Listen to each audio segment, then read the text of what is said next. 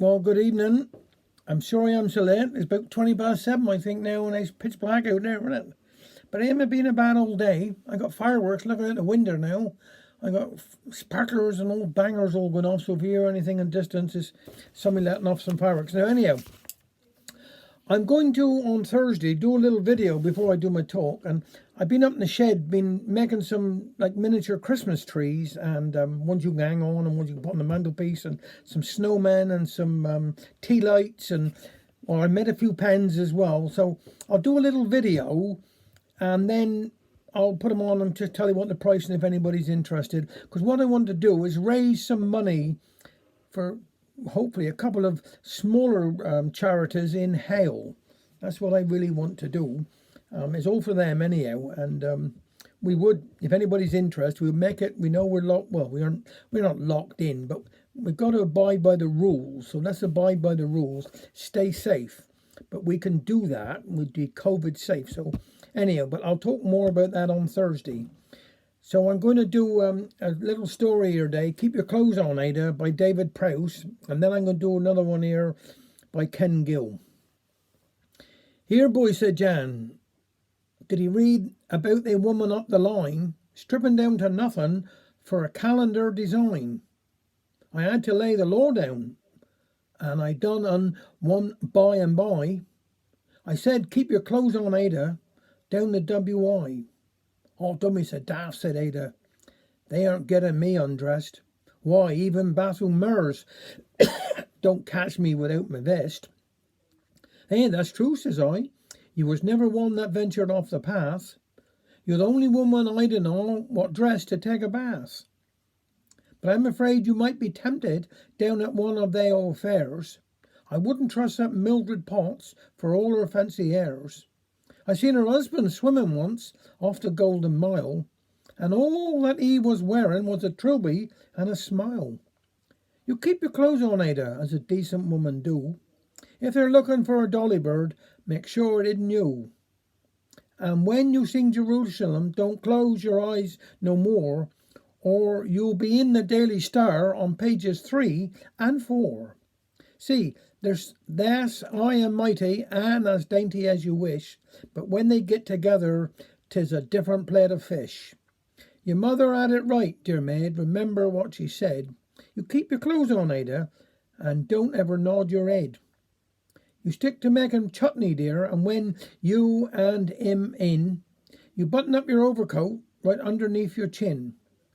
And if they're taking photographs and wanting you to pose, you be a lady all refined and punch 'em on the nose. Imagine down the pepper shop the stick there'd be for me if you was on a calendar for all the world to see. They're standing there staring, goggle-eyed like pixies down the dell. You looking peaky, Jan, they'd say, but Eda's looking well.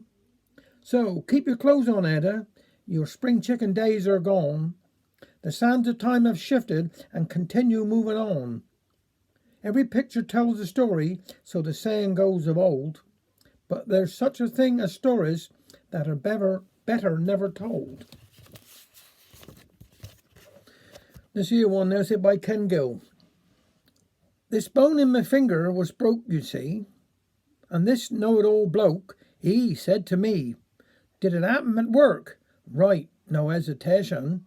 Slam in your clam and get compensation. So I puts in my clam and sits back and wait till this sends me a letter naming a date. When I read it, me hopes rose. Yes, they soared, 'cause I had to appear before the medical board. So I dressed in my best, for determined was I to create an impression, even put on a tie. And after the finger I broke that I had to show, I washed and I scrubbed till 'twas whiter than snow. But when I got there, I thought an error they'd made. The first thing that happened, I was measured and weighed. The reason for this I was trying to guess, when I was politely but firmly told to undress. I could hardly believe it. My blood, it ran cold. But, overawed by authority, did as was told. So stark as I stood there, in the cold light of day, and they circled round me like birds of prey. They prodded and pulled, they pinched and they squeezed, made me exhale, made me cough, grunt and wheeze. By now, inhibitions all gone, I gave me best. I postured, I posed, I stuck out my chest. And when they passed me a bottle with request please to fill, I complied with great pleasure, relief and goodwill. But in the back of my mind, the question did linger, what the hell this to do with my broken finger? But I'm not questioning their wisdom, not a bit, no, by heck. For a week or two later I received a fat check. But I can't help but wonder, with just a trace of alarm, what would they have done if I'd say broken my arm? Still, for me now, my friends, the future's assured. When I'm broke, break a finger for the medical board. Thanks very much.